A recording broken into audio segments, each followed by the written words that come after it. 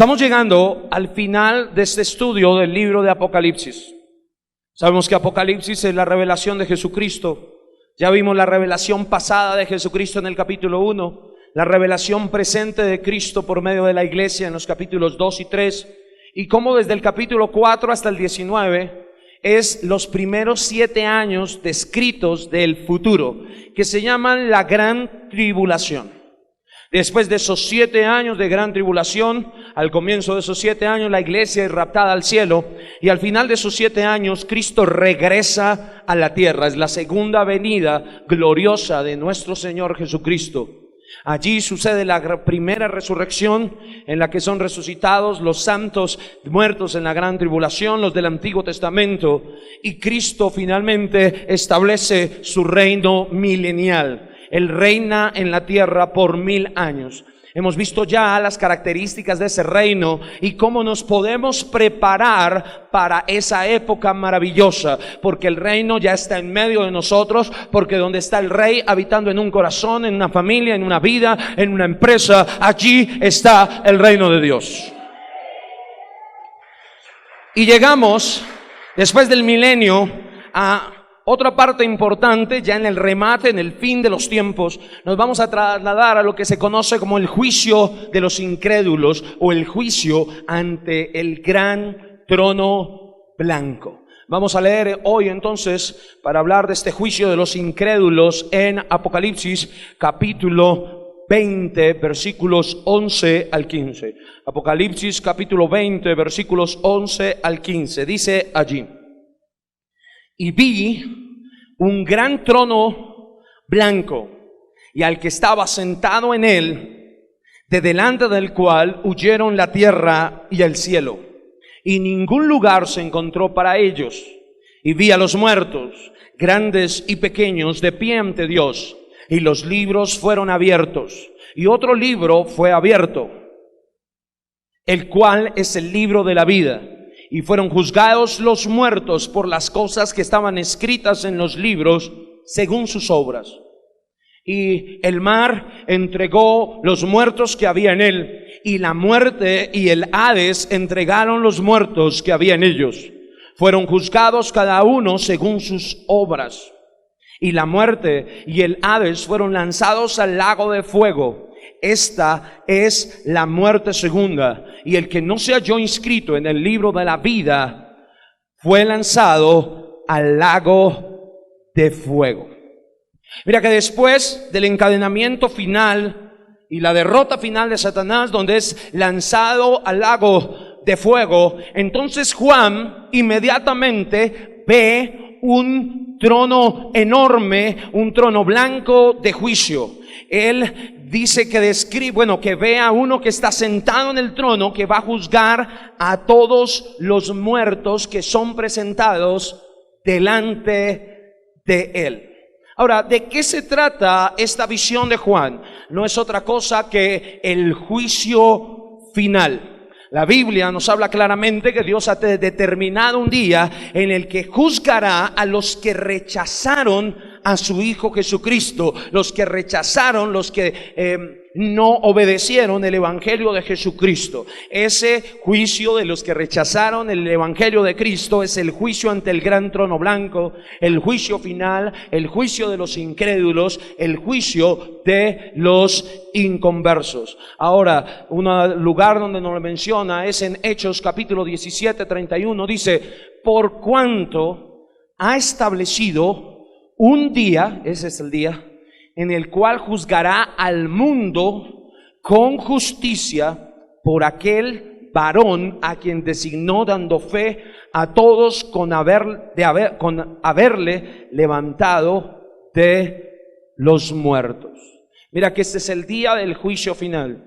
Algo que debemos conocer de la Escritura es que Dios ha designado un día en el cual va a juzgar a todos los incrédulos que han vivido durante toda la historia de la humanidad, y allí Él los examinará, los someterá a juicio y les dictará la respectiva condena.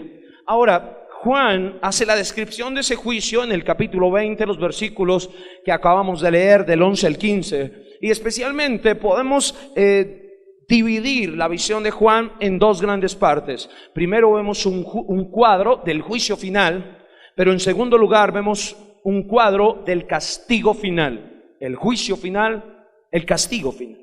El juicio final, el castigo final. Veamos en primer lugar entonces el cuadro del juicio final.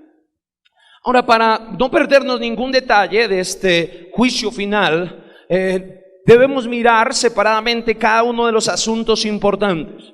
Juan nos describe el tribunal, el juez, los acusados, la resurrección, las evidencias y finalmente la sentencia. Comencemos a ver con detalle cada uno de ellos. En primer lugar, tenemos el tribunal. Creo que de alguna manera todos nosotros conocemos lo que es un tribunal, esos lugares enormes de techos altos, con grandes lámparas, candelabros, con asientos duros de madera, donde toda la atmósfera es de silencio completo. Y algo muy parecido, pero infinitamente mayor, es lo que vemos aquí en el tribunal divino. Es el juicio final, ¿verdad? Y sencillamente se describe, Juan el tribunal lo describe de esa manera: vi un gran trono blanco. La palabra gran en el griego es la palabra mega. Él vio un megatrono porque es el trono más grande y más elevado de todo el universo. Es el trono de Dios, el gran trono. Ahora, lo segundo es que dice que es blanco porque es un trono lleno de santidad, de justicia, simboliza la pureza de Dios. Su juicio es absolutamente blanco, es decir, absolutamente santo, absolutamente justo, absolutamente recto. Todos los veredictos que van a emanar de este trono son rectos y verdaderos. Dios no es injusto en ninguna manera.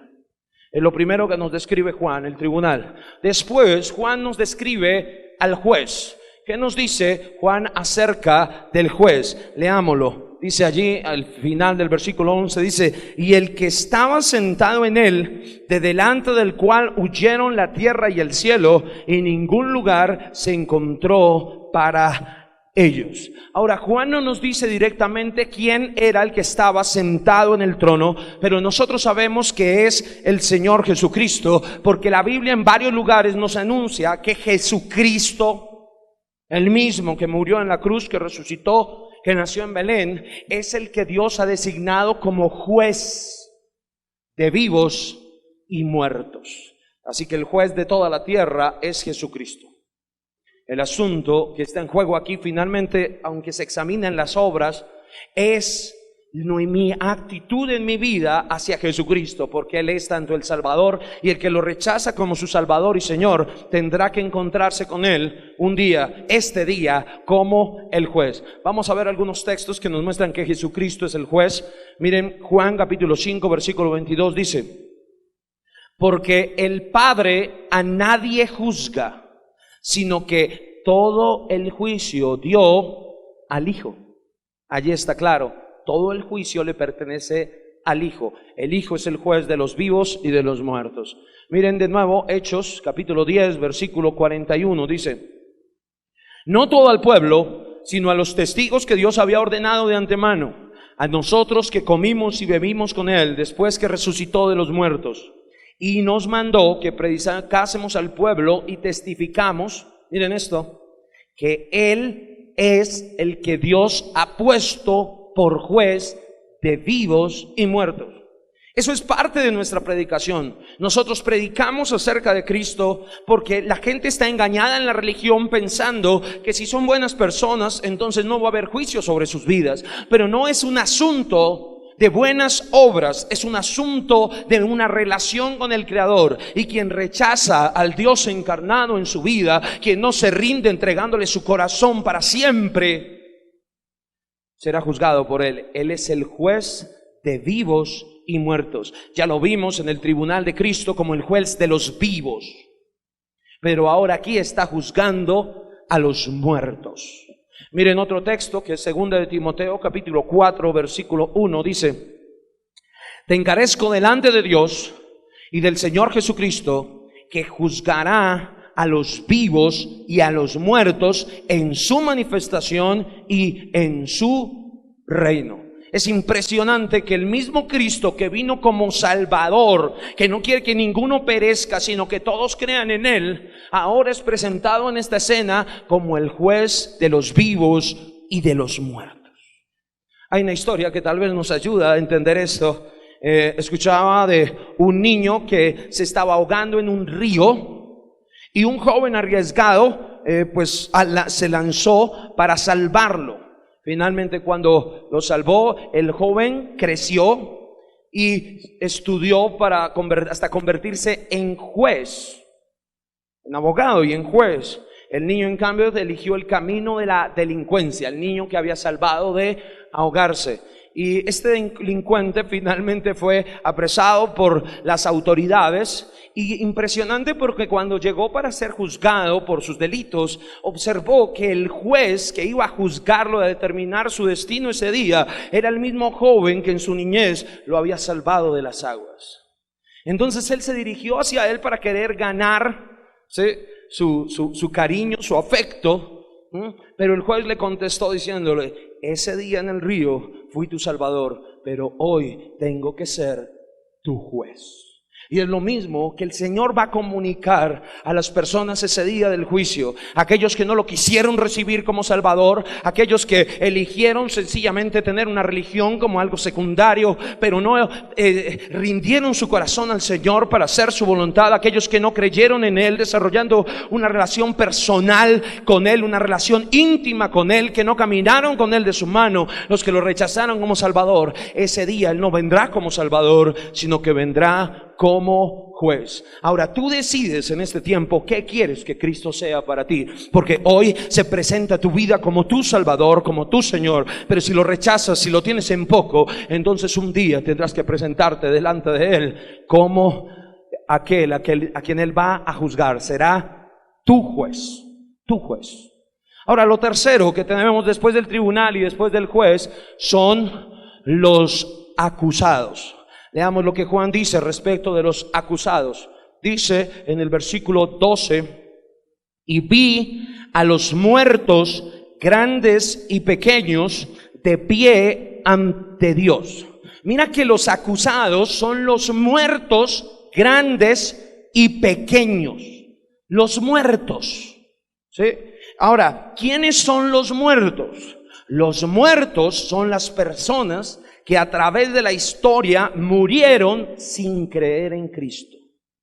Ellos son llamados muertos. Aún son considerados muertos cuando estaban vivos, ¿sí?, pero habían rechazado a Cristo. Siempre en la Biblia, las personas que viven sin Cristo, la Biblia los denomina muertos. Para Dios están muertos. Vamos a ver eso en Juan capítulo 5, versículo 24. Mira que los que creen en Cristo, vamos a hablar, primero de los que creen en Cristo, que nunca son considerados muertos. Miren Juan capítulo 5, 24, dice: de cierto os digo, el que oye mi palabra y cree al que me envió tiene vida eterna y no vendrá a condenación, mas ha pasado de muerte a vida. Siempre los que creen en Cristo, habla de ellos como vivos. Aun cuando mueren, dice que duermen. Ahora, sus cuerpos duermen porque su alma está con el Señor. Juan capítulo 11, 25 al 26 dice: le dijo Jesús: yo soy la resurrección y la vida. El que cree en mí, aunque esté muerto, vivirá. Nunca los llama muertos. Y todo aquel que vive y cree en mí no morirá eternamente. Los que aceptan a Jesús en vida siempre son considerados vivos delante de Dios. Pero los que rechazan al Señor, siempre la Biblia se dirige a ellos como muertos. Mira Efesios capítulo 2, versículo 1, dice: y Él os dio vida a vosotros cuando estabais muertos en vuestros delitos y pecados. Ahora, entonces, ¿quiénes son los muertos que se presentan en este juicio? Ojo, porque aquí es donde está la esencia, el asunto central del juicio ante el gran trono blanco.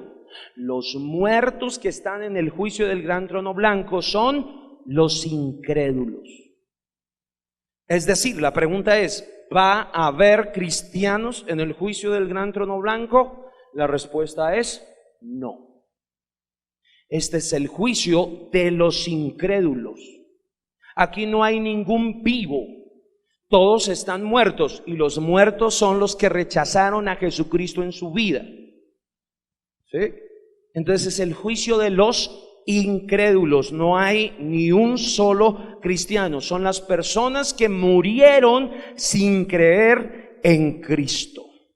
Ahora, este texto es suficiente para romper algunas malas enseñanzas, por ejemplo, de los testigos de Jehová, que sostienen que la muerte es el fin de la existencia. Pero mira que aquí están de pie ante Dios, así que la muerte no es el fin de la existencia. ¿Sí? Vamos a ver que es completamente equivocado. No es que cuando mueres dejas de existir. Eso no es bíblico, no es real. Es una enseñanza completamente errónea, porque aquí Dios va a juzgar a los muertos, grandes y pequeños, y no se puede juzgar a alguien que no existe, que dejó de existir cuando muere. Entonces, algunas de las falsas enseñanzas de las sectas, una de ellas es esa: la muerte no es la aniquilación, sino que se sigue la existencia.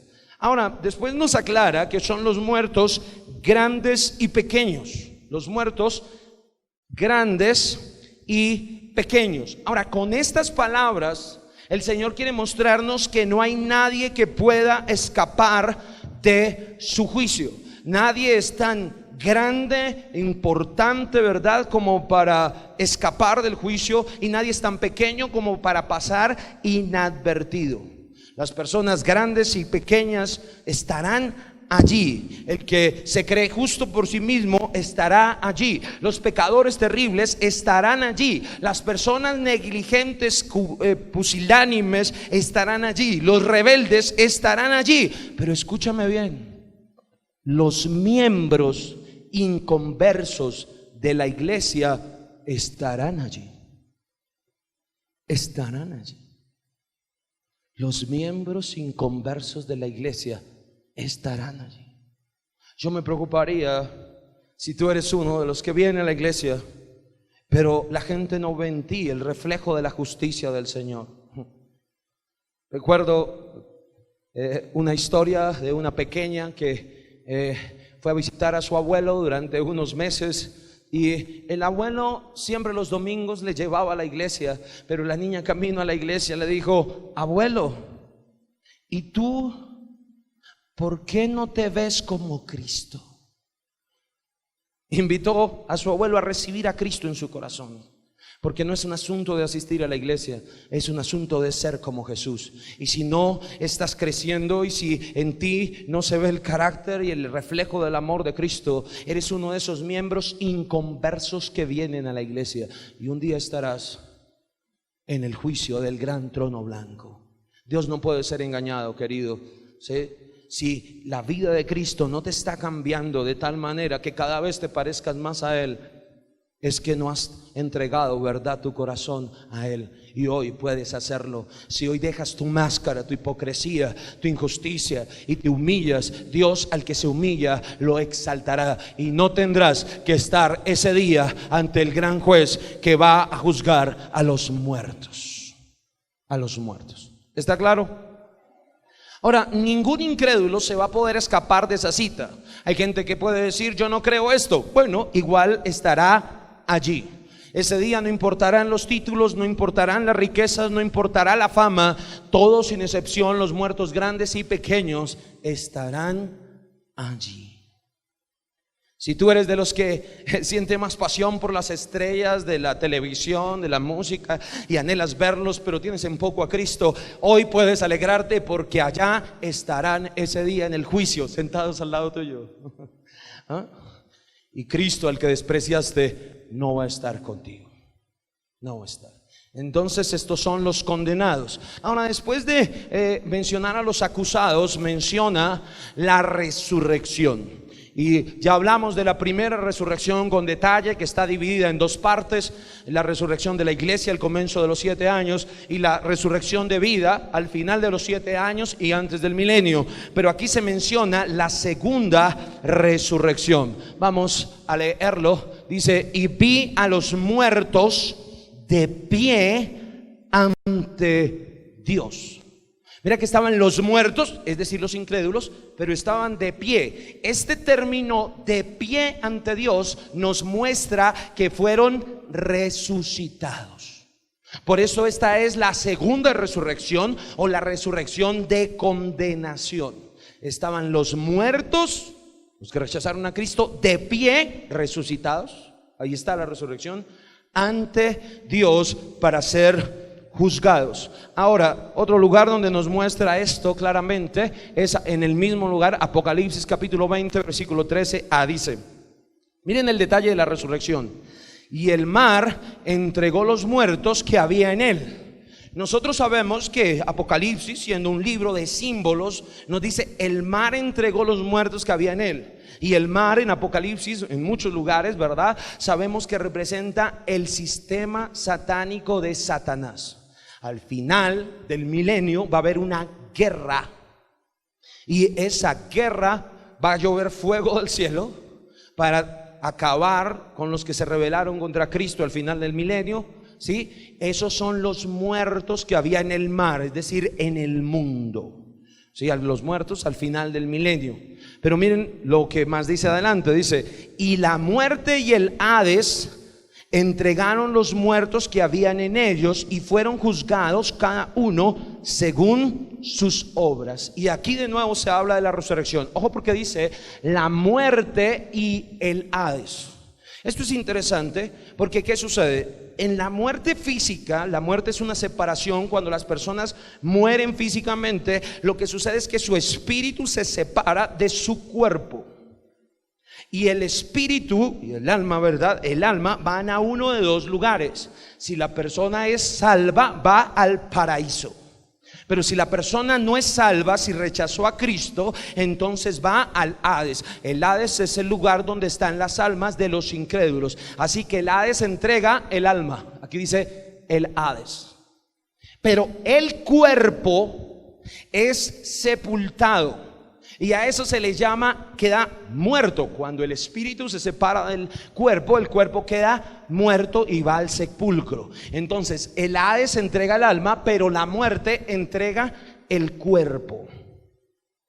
Y por eso sabemos que aquí está la resurrección, porque el Hades entrega las almas y el sepulcro o la muerte entrega los cuerpos. Y de nuevo entonces los incrédulos son resucitados. No están en alma, están en cuerpo y en alma. ¿Está claro?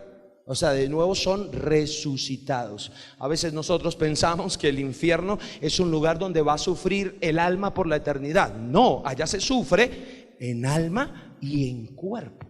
Por eso el Señor los resucita para condenarlos. Entonces allí está la resurrección de los inconversos. Y aquí hay otra prueba de que no habrá cristianos en este juicio, porque no dice que el paraíso entregó las almas de nadie. Hasta el ladrón al lado de la cruz, que fue salvo en el último instante de su vida, ese día murió físicamente. ¿A dónde fue su alma? El Señor dijo: hoy estarás conmigo en el Hades. No, en el paraíso. Entonces mira que las almas de los salvos están en el paraíso. Por eso sabemos que en el juicio del gran trono blanco, bendito sea su nombre, no estarán los verdaderos creyentes. Allí no hay ni un solo cristiano. ¿Está claro? Nosotros no tendremos parte en el juicio de la gran tribulación, a menos de que seas un miembro inconverso de la iglesia. Si no se ve Cristo en ti, preocúpate. Ahora, finalmente, Juan nos muestra las evidencias que se usarán para juzgar a los inconversos. Mira que él nos habla de unos libros. Apocalipsis capítulo 20, versículo 12, dice: y vi a los muertos, grandes y pequeños, de pie ante Dios, y los libros fueron abiertos, y otro libro fue abierto, el cual es el libro de la vida. El juicio está basado en unos libros. Esos libros son las evidencias. Ahora, esencialmente son dos grupos de libros. Primero están los libros de las obras, porque dice que fueron abiertos los libros y ellos fueron juzgados según sus obras. Pero el dictamen final se llevará a cabo no por los libros de las obras, sino por el libro de la vida. Pero son dos grupos de libros: los libros de las obras y el libro de la vida. Vamos a ver algo sobre los libros de las obras, o la evidencia de las obras, que son los libros de las obras. Volvámoslo a leer. Dice Apocalipsis capítulo 20, 12, dice: y fueron juzgados los muertos por las cosas que estaban escritas en los libros según sus obras. Nosotros pensamos que podemos engañar a Dios, pero la realidad es que Dios tiene registro absoluto de todo lo que nosotros hablamos, hacemos, de las motivaciones de nuestro corazón, de nuestros pensamientos. Y un día los incrédulos van a ser juzgados según esas obras. Y aquí hay varios libros de las obras. Ahora, la Biblia nos detalla cuáles son esos libros. Por lo menos sabemos de unos 4 o 5 libros. El primer libro por el que van a ser juzgados ellos es el libro de Dios, la Biblia. Mira lo que dice Juan capítulo 12 versículo 48, dice: el que me rechaza y no recibe mis palabras tiene quien le juzgue. La palabra que he hablado, ella le juzgará en el día postrero. Ay, Dios mío, me asusté. Se me perdió mi libro. Maravilloso libro. Primero, me permite edificar una vida que sea del agrado de Dios. Me muestra el camino de la salvación. Lo debo amar como ninguna otra cosa en la tierra, porque son todas las verdades y principios de Dios en las que Él me asegura que si construyo mi vida conforme a la verdad contenida en este libro, aún las cosas que van a venir contra mi vida no podrán destruirla. Si edifico sobre la roca, vendrán vientos, vendrán dificultades, pero mi vida estará edificada firme. Por medio de este libro puedo edificar un hogar, una vocación, una vida firme en el Señor, firme. Pero hay de aquellos que lo tienen en poco, porque un día esas mismas palabras que rechazan, que menosprecian, que tienen en poco, serán sacadas el día del juicio para juzgarlos. Dios no te va a juzgar, y no va a juzgar a los incrédulos de acuerdo al pensamiento del hombre. Tú te puedes creer el ser más bueno sobre esta tierra, pero no vas a ser juzgado de acuerdo a eso, sino juzgado según la palabra. La palabra es la que va a juzgar tu vida. Por eso es un libro tan importante. Es el primer libro y seremos juzgados por todo lo que está contenido en la Escritura. Es impresionante. La Biblia dice que hay caminos que al hombre le parecen rectos, le parecen, pero su fin es la muerte. Y ese es el destino de muchos. Hay muchos que están alejados de la palabra y piensan que están actuando correctamente, pero resulta que les parece que sus caminos son buenos. Pero si se confrontaran con la Biblia, verían que van camino a la perdición, camino a la destrucción. Ahora, ese es el primer libro. El segundo libro es el libro de la conciencia. Ese día habrá muchos en el juicio ante Dios que le dirán: pero yo nunca recibí la Escritura, yo hablaba un idioma al que la Biblia no fue traducido, allá no llegaron misioneros. ¿Cómo me vas a juzgar por el libro, por la Biblia?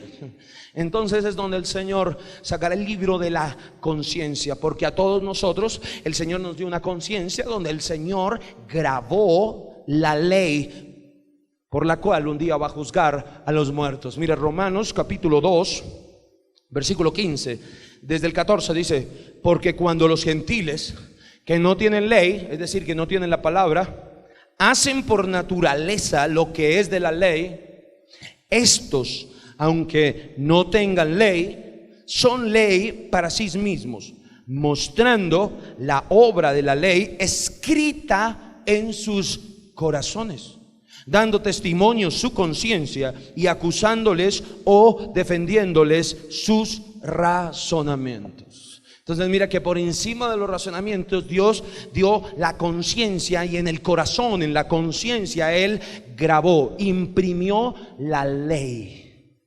La ley.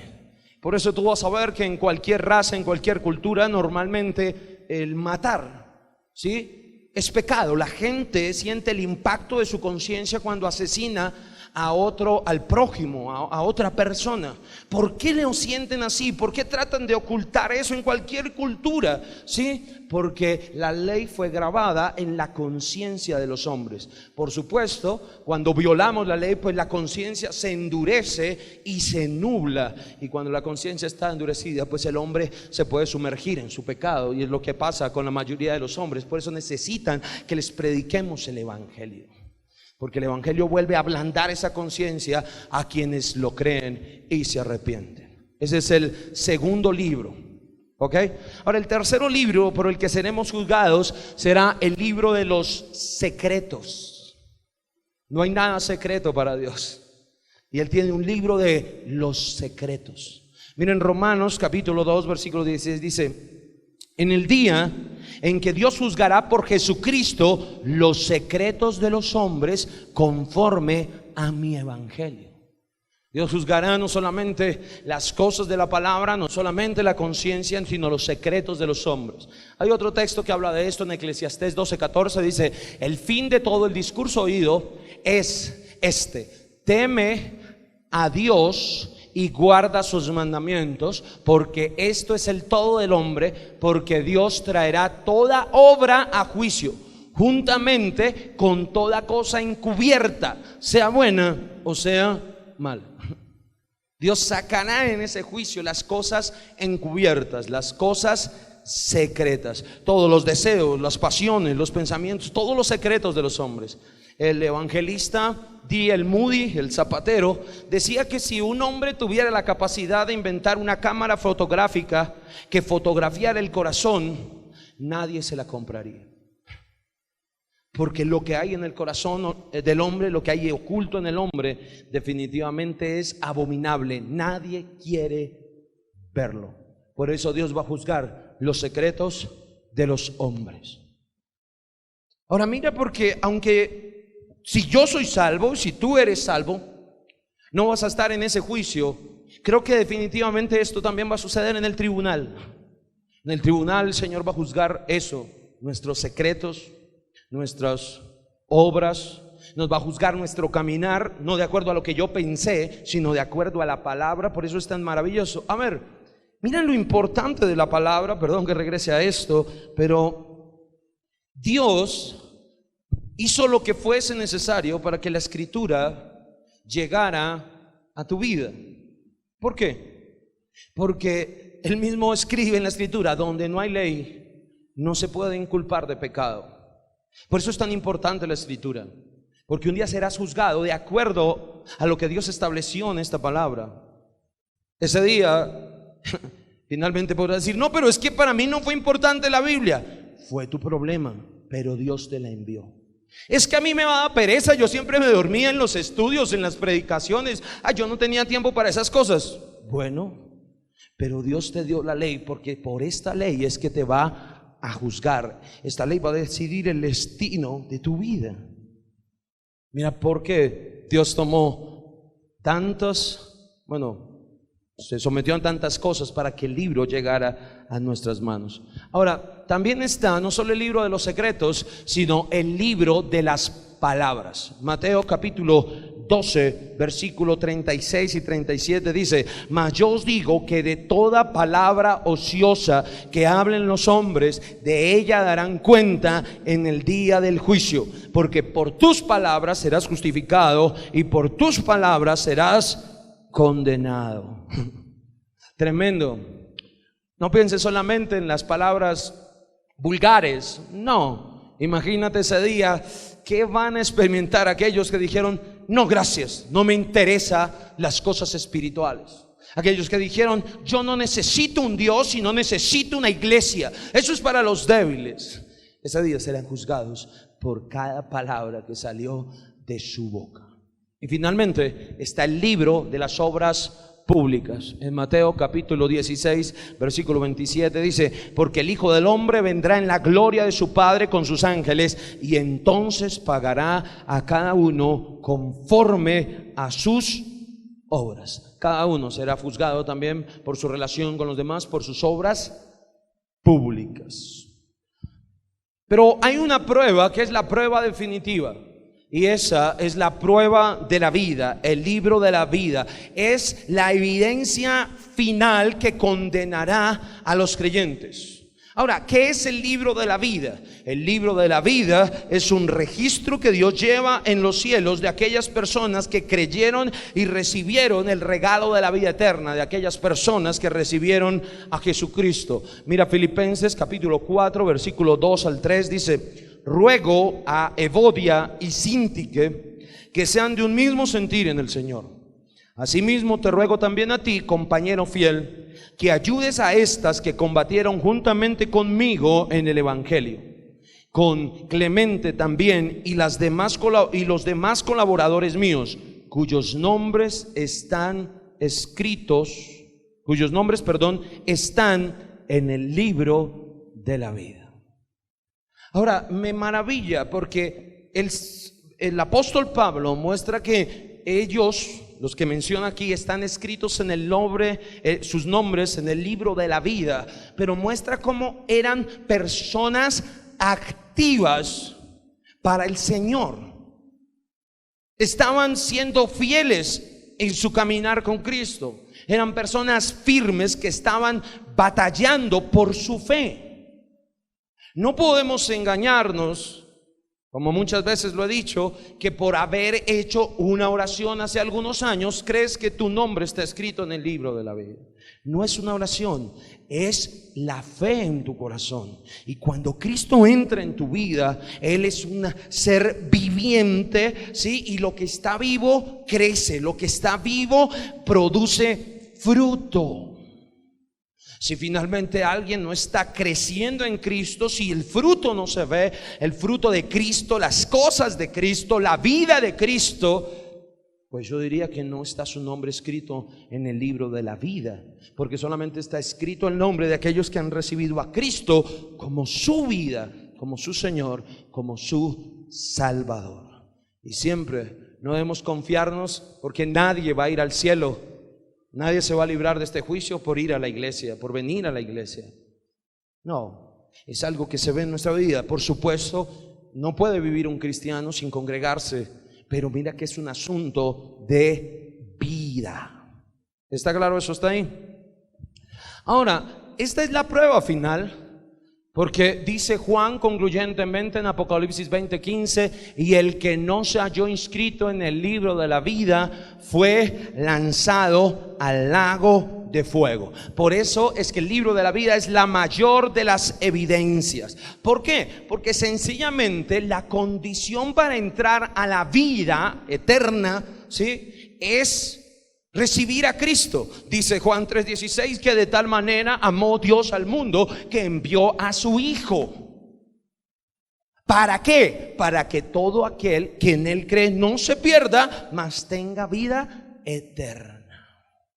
Pero dice, el que en Él cree no es condenado, pero el que no cree ya ha sido condenado. Entonces mira que la prueba final que determina el destino de los incrédulos es el libro de la vida, porque el que no está escrito en el libro de la vida es que rechazó a Cristo, y el que no cree en Cristo, el que no quiere a Cristo en su vida, ya ha sido condenado. Entonces la conclusión final de todo este juicio es que todos serán condenados. ¿Quieres saber cuál será el veredicto final? Ninguno de los que sean sometidos a este juicio será inocente. Todos serán culpables, porque ninguno de ellos está escrito su nombre en el libro de la vida. Y ya sabes que si no has creído en Cristo, sencillamente ya has sido condenado. Ya has sido condenado. Y es donde entonces el apóstol nos muestra la sentencia final. Mira la sentencia. Apocalipsis capítulo 20 versículo 14 dice: y la muerte y el Hades fueron lanzados al lago de fuego. Esta es la muerte segunda, y el que no se halló escrito en el libro de la vida fue lanzado al lago de fuego. El castigo final es una eternidad de sufrimiento en el infierno, sin ninguna libertad, sin ningún descanso y para siempre. Ese es el cuadro del juicio final.